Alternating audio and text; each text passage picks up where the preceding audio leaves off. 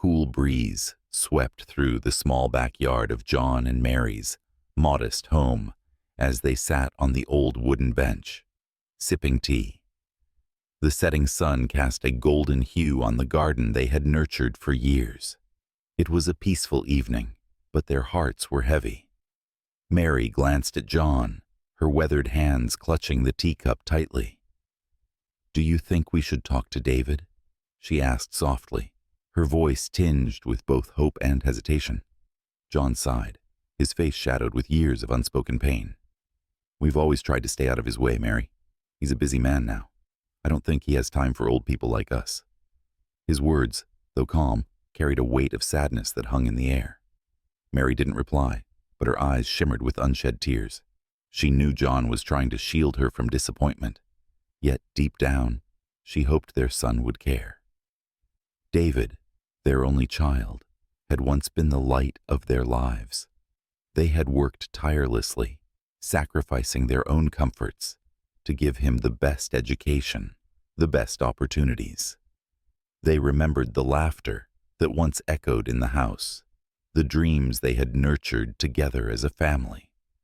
But now, those memories felt distant, like a story from another lifetime.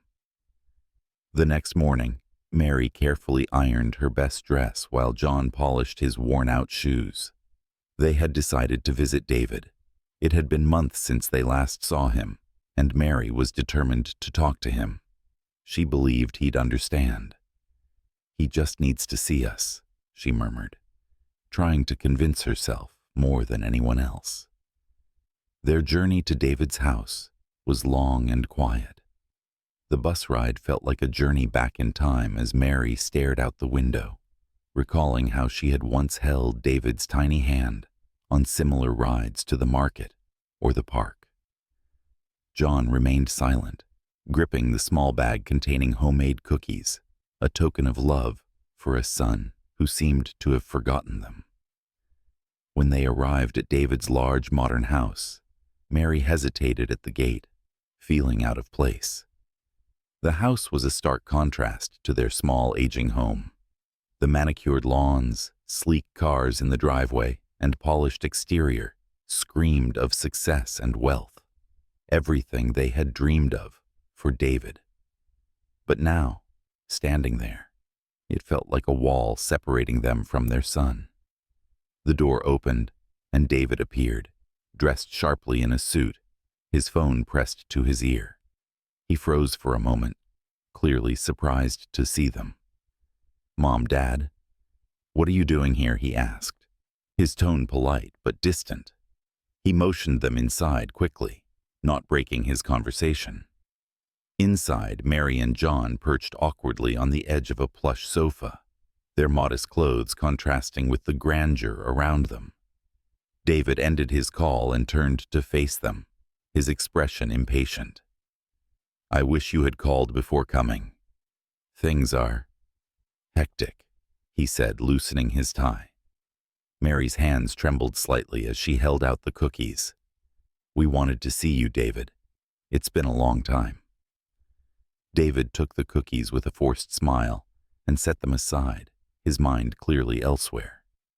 "Yes, I know, but work has been crazy. You know how it is."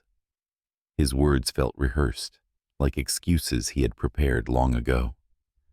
John cleared his throat, his voice firm, yet kind. "David, we've always tried to manage on our own, but things are getting harder. We thought maybe we could stay with you for a while." The air grew tense as David's smile faded. He looked at them, his eyes narrowing slightly, and then shook his head. "Dad, I don't think that's a good idea. I mean, you know how busy we are. And the kids, they need their space. Plus, it's not like you're homeless or anything." Mary's heart sank. She looked at David, searching for the boy who once ran to her with scraped knees and big dreams. But all she saw was a man who seemed to have outgrown them. "We wouldn't be a burden," she said quietly, her voice breaking. "We just thought we could be together." David sighed heavily, standing up as if to end the conversation. I understand, but it's just not practical. You've managed so far. I'm sure you'll figure something out. I have a meeting to get to, so let's catch up another time, okay? His words were final, leaving no room for argument. As they walked back to the bus stop, the weight of rejection pressed down on them. Mary held onto John's arm, her head bowed, while John stared straight ahead, his jaw tight. Neither spoke. The city buzzed around them, indifferent to their silent grief. The world they had built for their son had no place for them anymore. Their journey back home felt colder, emptier. John clenched his fists, his mind racing with thoughts he couldn't voice. Mary silently wept, her tears falling as the bus rattled along the road. They had given everything to David, and now it seemed they had nothing left to give, and no one left to give it to. The next morning was unusually quiet in the small, aging home of John and Mary.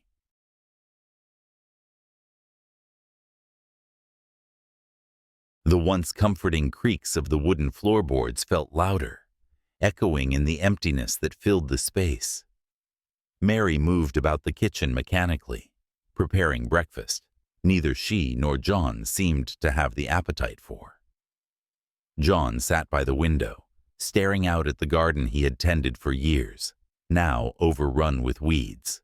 His thoughts were a storm, yet his face betrayed nothing. Mary placed a plate of toast in front of him, her hands trembling slightly. "John," she began hesitantly, her voice soft and uncertain. "Maybe we should try calling him again. Maybe he didn't mean it the way it sounded." John didn't respond immediately. He took a deep breath, his eyes still fixed on the garden. "He meant it, Mary," he said finally, his voice low but steady. He made it clear. We don't fit into his world anymore. Mary sank into the chair opposite him, her eyes brimming with tears she had been trying to hold back since the night before. "But we're his parents, John. How did it come to this? How could he look at us and just push us away like that?" John reached across the table and placed his calloused hand over hers. "We raised him to be independent, to chase his dreams. We did what we thought was right. Maybe we forgot to teach him the value of family along the way." His words were filled with quiet guilt, but also an unspoken determination to move forward. The days that followed were a blur of quiet resignation and small attempts to hold on to their dignity. They sold off a few pieces of furniture to pay for overdue bills and began sorting through their belongings, deciding what to keep and what to let go of. Each item carried memories, from the cracked photo frame of David's high school graduation to the old teapot Mary's mother had given her on her wedding day. Mary clutched the teapot as John packed away the photo frame. "Do you think he even remembers these moments, John?" she asked, her voice barely above a whisper. John looked at her, his eyes heavy with the burden of unspoken emotions. "Maybe he does.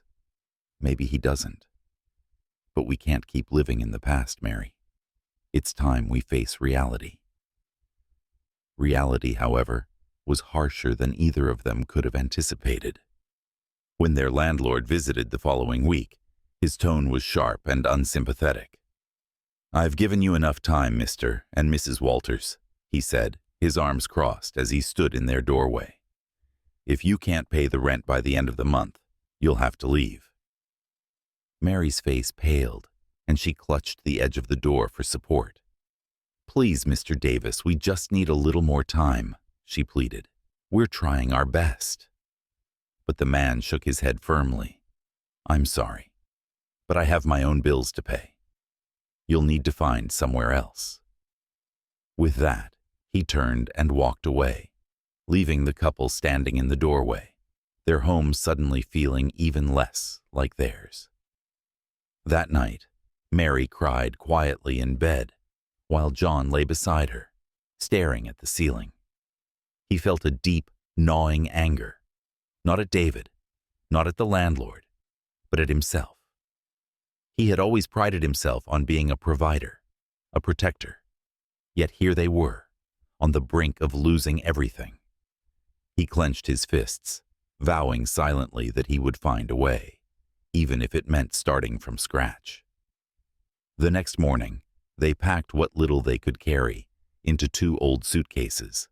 The house felt eerily quiet as they closed the door behind them for the last time.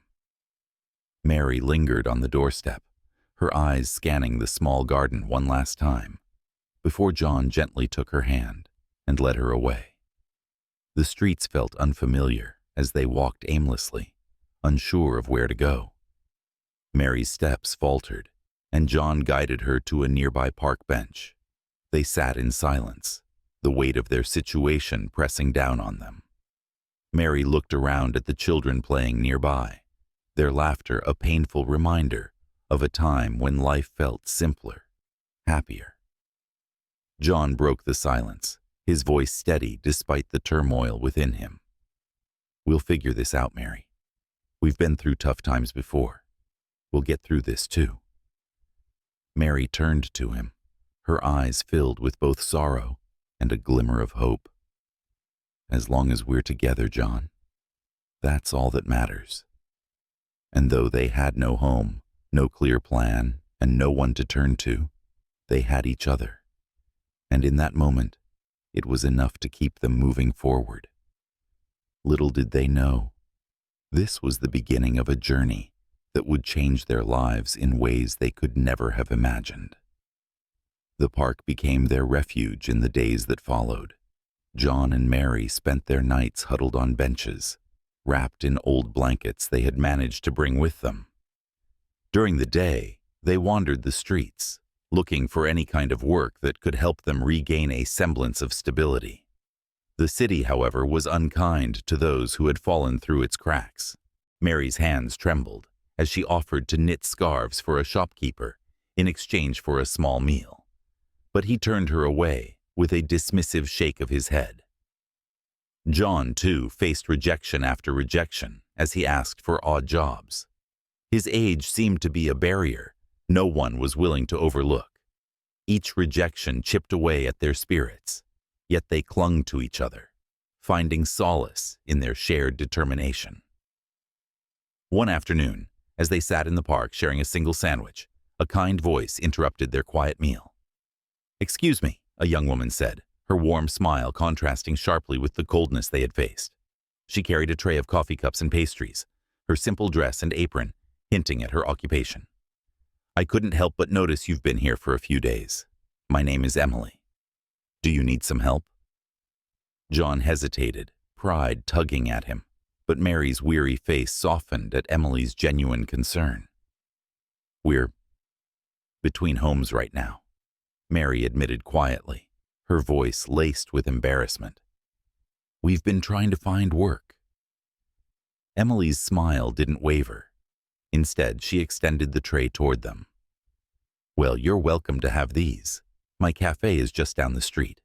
If you're looking for work, I could use some help around the place." John exchanged a glance with Mary, both of them caught off guard by the unexpected kindness. "Thank you," he said, his voice thick with gratitude. "We'd be happy to help." Emily led them to her small cafe, a cozy place filled with the rich aroma of freshly brewed coffee and the chatter of friendly patrons. She handed Mary an apron and showed her how to prepare simple pastries, while John was put in charge of minor repairs around the cafe. The work was modest, but it gave them a sense of purpose they hadn't felt in weeks. Over the days, the cafe became their haven. Mary's quiet demeanor and warm smile endeared her to the customers, and John's steady hands transformed broken furniture and squeaky doors into fully functioning pieces. Emily's generosity extended beyond the work. She offered them a small storage room behind the cafe to stay in until they could get back on their feet. It wasn't much, but to John and Mary, it felt like a palace. As they settled into their new routine, something remarkable began to happen. Customers who frequented the cafe started noticing Mary's talent for baking.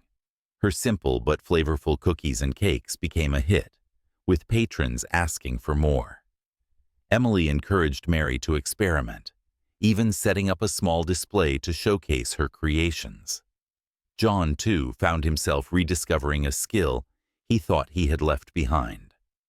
An old radio had been left in the cafe's storage room, and John tinkered with it in his spare time. When he finally got it working, Emily played it in the cafe, drawing smiles from the customers. Soon people began bringing in their own broken radios, clocks, and lamps, asking John to fix them. Word spread about the elderly couple at Emily's cafe. Customers brought friends, not just for the pastries or repairs, but for the joy of interacting with John and Mary. Their warmth and resilience touched everyone who met them, turning the cafe into a community hub. For the first time in what felt like forever, John and Mary were not just surviving, they were thriving. But as their small successes grew, so did their past's shadow. One evening, while closing up the cafe, Emily handed John a local newspaper.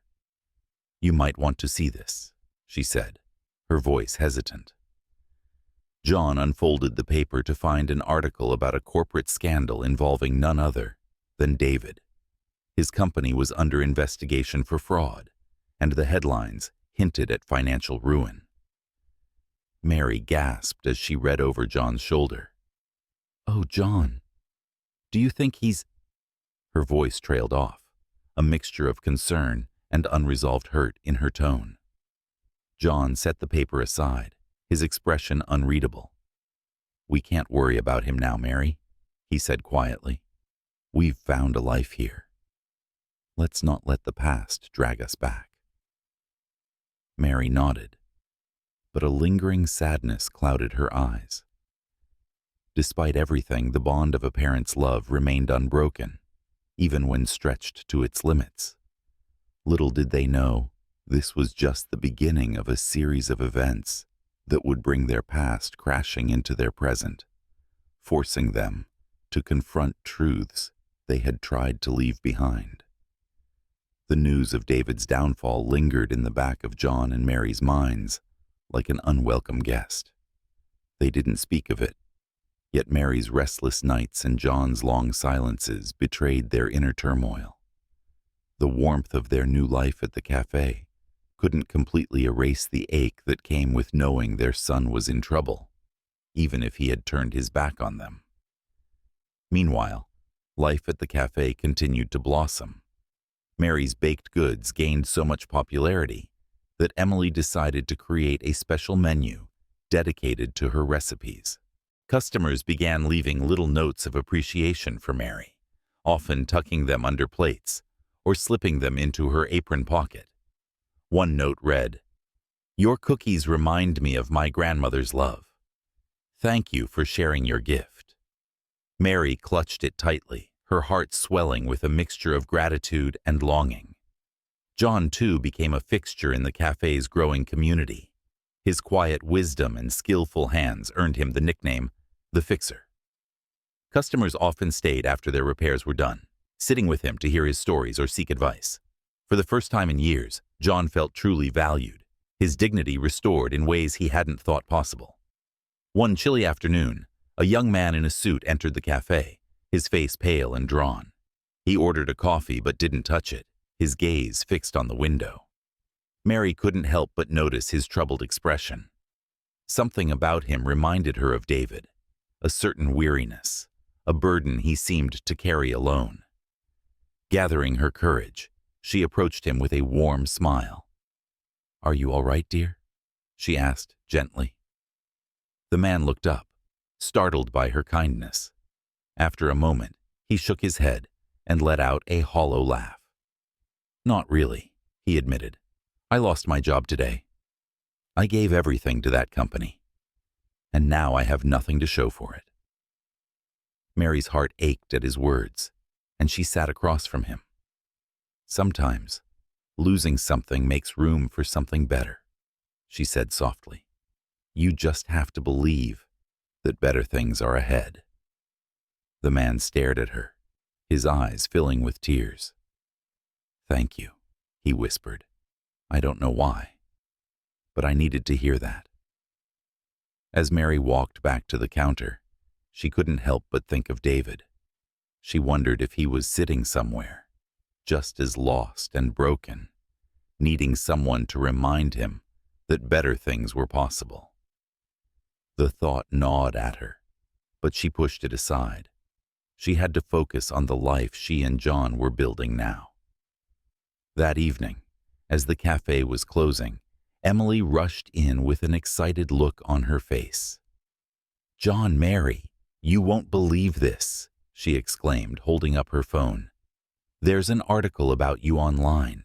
Someone posted a story about your work here and how much you've inspired the community. It's gone viral. Mary gasped, covering her mouth with her hands, while John furrowed his brow. What do you mean viral? He asked, his tone cautious. Emily laughed, showing them the article on her phone. It was titled, From Heartbreak to Hope, How an Elderly Couple Found a Second Family in Our Town. The article detailed their journey from hardship to happiness, highlighting their resilience and the joy they brought to those around them. Comments flooded the page, with strangers from all over expressing admiration and gratitude for their story. Mary's cheeks flushed with both pride and disbelief. I never thought. Who would care about our little story? People care, Emily said firmly. You've touched so many lives here, and now your story is reaching even more people. But the article did more than spread their story. It caught the attention of someone they had tried to forget. Late that night, as John and Mary sat in their small room behind the cafe, their door rattled with a hesitant knock. John opened it to find a familiar face, one he hadn't seen in months. It was David. He looked nothing like the confident, polished man they had last seen. His suit was wrinkled, his hair disheveled, and his eyes hollow with exhaustion. Mom. Dad, he began, his voice trembling. I read about you. I didn't know. John's jaw tightened, his emotions clashing in a storm of anger, sorrow, and pity. Mary stood behind him, her hand clutching her chest as tears streamed down her face. David, she whispered, her voice a mix of disbelief and pain. David took a shaky step forward. I'm sorry. I know I've hurt you.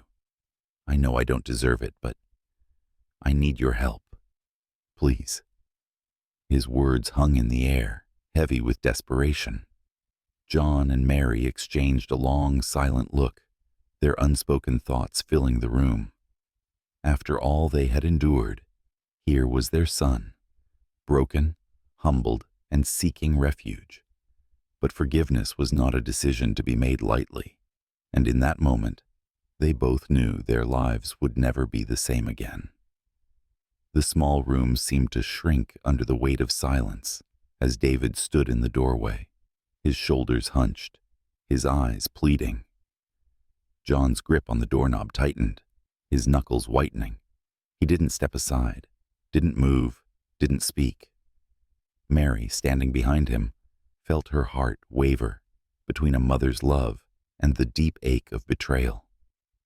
David, John finally said, his voice low and firm. You walked away from us when we needed you the most. You left us to fend for ourselves, treated us like strangers. And now, here you are, asking for help. David flinched, the raw truth of his father's words hitting him like a blow. He lowered his gaze, unable to meet John's steady, piercing stare. I know, Dad, he said, his voice cracking. I know I've been selfish. I know I hurt you. But I didn't realize. I didn't understand what you were going through. I was so caught up in my own life, in my own problems. John took a deep breath, his emotions swirling in a storm he struggled to control. You didn't understand? You didn't realize? He echoed, his voice rising slightly. We came to you, David. We asked for your help, and you turned us away without a second thought. Mary stepped forward, her trembling hand resting on John's arm. John, she whispered, her voice soft but firm. Let him speak. John hesitated, his jaw clenched, before stepping aside and letting David enter. David glanced around the small room, taking in its stark simplicity, the worn furniture, the faded curtains. It was a far cry from the luxury he had grown accustomed to, and the realization of how far his parents had fallen hit him harder than he had expected. I've lost everything, David said, his voice barely audible as he sank into a chair. The company, the house, even my family. Claire left me. She took the kids, and I deserve it. I know I do. But I don't know where else to go. I don't have anyone else. Mary's hand flew to her mouth, her heart breaking at the sight of her once proud son, reduced to this. She wanted to rush to him, to hold him, to tell him that everything would be all right. But she also felt the weight of the pain he had caused, the scars he had left on their hearts. Why now, David? John asked, his voice calmer, but no less firm. Why come to us now, after all this time? David looked up, his eyes red and filled with tears. I saw the article about you, about how you've built a new life, how you've touched so many people. I realized how much I've lost, how much I've thrown away, and His voice broke, and he buried his face in his hands. I was wrong. I was so wrong. I just want a chance to make things right. The room was silent except for the sound of David's muffled sobs. John sat down across from him, his face lined with the weight of years of disappointment, pain, and love. David, he said slowly, forgiveness isn't something you can just ask for and expect to receive. It has to be earned. You have to show us that you've changed, that you're willing to do the hard work to make things right. David nodded, his head still bowed. I will, Dad. I'll do whatever it takes. Mary stepped closer, her eyes brimming with tears. David, she said gently, we've missed you so much. We've prayed for you every day, even when it hurt to think about you. We'll give you a chance, but you need to understand that things are different now. We've built a life here, a life we're proud of. We can't go back to the way things were. David looked up at her, his face streaked with tears. I don't want to take anything from you, he said. I just want to be part of your life again. Please let me try. John and Mary exchanged a long, thoughtful look. Their shared history, their shared pain, and their shared love for their son were all etched in that gaze. Finally, John nodded. All right, David, he said, you can stay. But this is your second chance. Don't waste it. David's shoulders sagged with relief, and he wiped his eyes. Thank you, he whispered. Thank you so much. That night, as David slept on the small couch in the corner, John and Mary sat together, their hands entwined.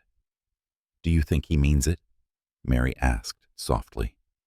John sighed, his eyes on the sleeping figure of their son. I hope so, Mary. For his sake, I hope so. But deep in their hearts, both knew that this second chance wouldn't be without challenges. The wounds of the past were still fresh, and forgiveness was a journey they would all have to take together. Little did they know, the road ahead would test them in ways they hadn't yet imagined. The days that followed were a delicate balancing act. David stayed in the small room behind the cafe with John and Mary, but the tension between them was palpable. Conversations were brief, polite, but strained as they tried to navigate the unfamiliar dynamics of living together again. For David, every moment was a humbling reminder of how far he had fallen and how much he had taken for granted. John kept a watchful distance, observing David's behavior with a quiet intensity. He wanted to believe his son was sincere, but the pain of past betrayals lingered. Mary, on the other hand, tried to bridge the gap, her nurturing instincts compelling her to offer small acts of kindness, a warm cup of tea, a reassuring pat on the shoulder. But even she couldn't ignore the fragility of their newfound connection. David, to his credit, tried to prove himself. He offered to help around the cafe, though his lack of experience with manual work was painfully evident. On his first day, he spilled coffee on a customer and broke a tray of pastries. John's disapproving glare felt like a dagger, but Emily stepped in with a smile. "I didn't appreciate it back then," David admitted, his voice thick with emotion. "I took everything you and Dad did for granted. I thought I was entitled to it, that it was your job to take care of me. I was wrong." Mary paused, placing her hand over his. "What matters is that you see it now," she said gently, "and that you're trying to make amends. That means more to us than you know." Their conversation marked a turning point. David began to open up more, sharing his regrets, his struggles, and his hopes for the future. Slowly, the walls between them started to come down. Even John, though still cautious, began to soften, offering David small nods of approval when he saw him working hard or showing kindness to others. But as their family bonds began to mend, an unexpected event threatened to unravel their fragile progress. One afternoon, a reporter from the local newspaper arrived at the cafe, asking to speak with John and Mary. The viral article about their journey had caught the attention of a larger publication, and they wanted to do a follow-up story. David watched from the kitchen as the reporter chatted with his parents, his stomach churning. He knew the story would bring more attention to their past, including his abandonment. He worried that his parents would be hurt all over again by the public's judgment. That evening, David brought it up hesitantly. "Mom, Dad, are you sure about this interview? What if it brings up everything?" John looked at him, his expression firm. "David, we're not ashamed of our story. What we went through made us who we are today. If sharing it helps others, then it's worth it." Mary nodded in agreement, her eyes kind, but resolute. "And besides," she added, "it's part of our journey. Yours too." David felt a lump in his throat. Their courage and grace humbled him, and for the first time in years, he began to see them not just as his parents, but as individuals with incredible strength. As the interview approached, David resolved to stand by them, no matter what. Little did he know, the story that would soon be published would spark a series of events that would test their resilience and their bond like never before.